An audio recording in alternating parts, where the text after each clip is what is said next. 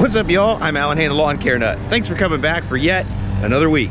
Well, can you hear in the background? The sounds of summer are still in high fashion here in Florida. Even though it's actually like 43 degrees right now. It's almost noon. We're supposed to get a high of 55. Pretty rare for us here. Typically our highs are in the 70s this time of year. So we definitely got that cold blast a lot of you guys got. In the high 30s at night.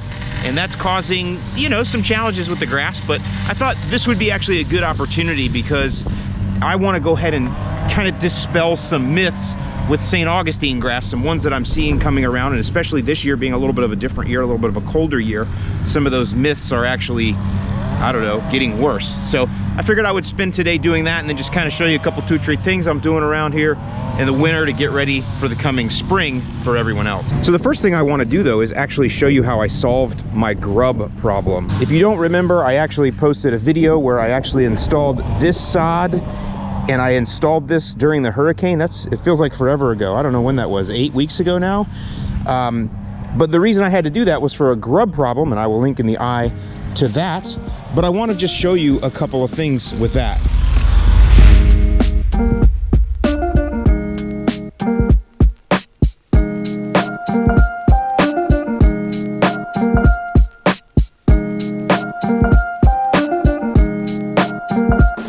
Okay, so now that I got everything dug up, now I'm gonna go ahead and kill the grubs.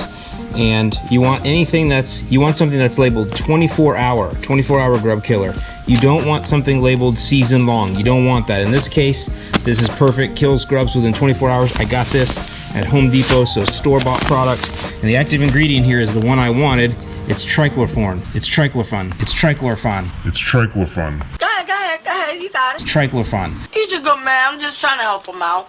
So I used to use Dilox back in the day, but I don't see that anywhere, so they must have figured that wasn't good for the environment or something. So trichlorfon is what you want. This is the very best active ingredient to kill grubs. Now I know that some of you are gonna ask if bifin will work. Bifenthrin will kill grubs, but it won't. And when I say that, if you spray it on a grub, it's gonna kill it. But the problem is grubs are beneath the soil surface. They're a subsurface insect, and bifenthrin does not travel into the soil. It's mainly for surface feeding insects. So it's not something you want to use for this. You definitely want to use the trichlorfon or something else along those lines labeled 24-hour grub killer, and you will be able to stop them. Now I'm going to apply on the whole lawn. There are probably grubs under all of this. We just don't see the damage yet. And the reason I think that is because, again, I can see areas like this, you know, and I've actually found them over there. So they're pretty much everywhere. So I'm going to treat the whole lawn just to be safe here.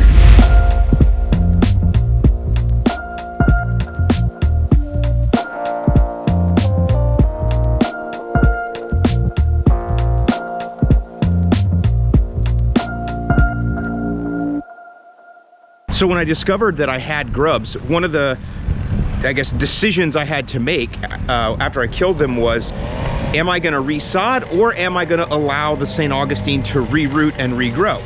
And so I kind of chose both, and now I wanna just kind of show you some of that thinking from back then and then take you to show you how the results are. Okay, so you could see this area here. By the way, look at how beautiful green that is. That's part of what we're gonna be talking about today, but you can see all of this in here was all damaged from grubs.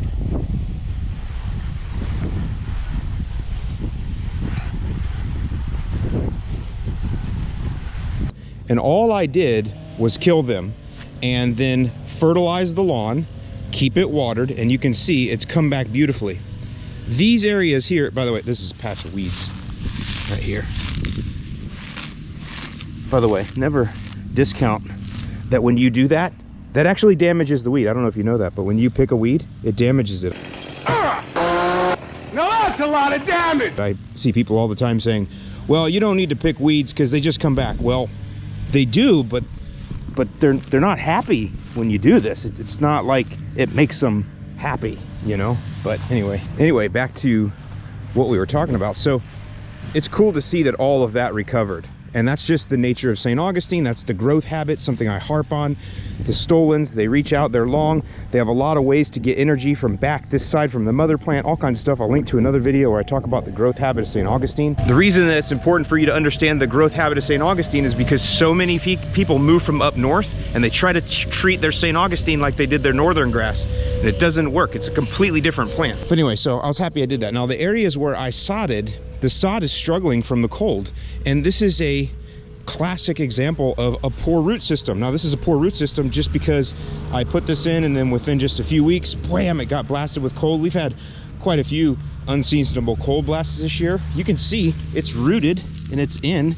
It's not coming up, it's in and everything, but it has a weak root system because it's new, and so it just kind of checked out. So I'm having to deal with that ugly patch just sitting there and not looking that great. I think probably, if I, hindsight being 2020, I probably wouldn't have ripped any of this out. I would have just killed the grubs and then just fertilized the heck out of it and seen if it would come back. So, but that's the choice you have to make when you have, well, really any grass. That's actually something that you can make a decision with cool season grass too. If your grub damage isn't too bad, you can sometimes just fertilize your way through it.